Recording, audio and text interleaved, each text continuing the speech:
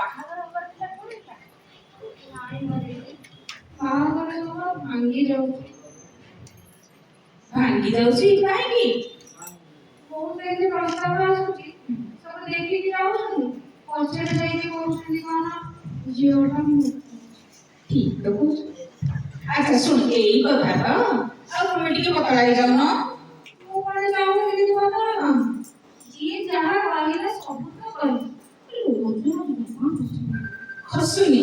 ଆଚ୍ଛା ଆମର ରୀତା ଦିଦି, ଆମର ଏ ମୌସୁମୀ ଦିଦି, ଆଉ ଏ ପ୍ରତାପ ଭାଇ, ଏମାନଙ୍କୁ ଦେଖିଛନ୍ତି ସେ ମୋଟା ଥିଲେ।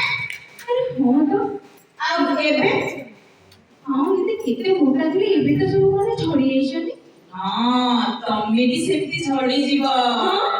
ଆଉ ଆଚ୍ଛା ଶୁଣ, ତମେ ଜାଣିଛ ନା ନାଇଁ ଗୋଟେ ୱେଲନେସ କୋଚ୍?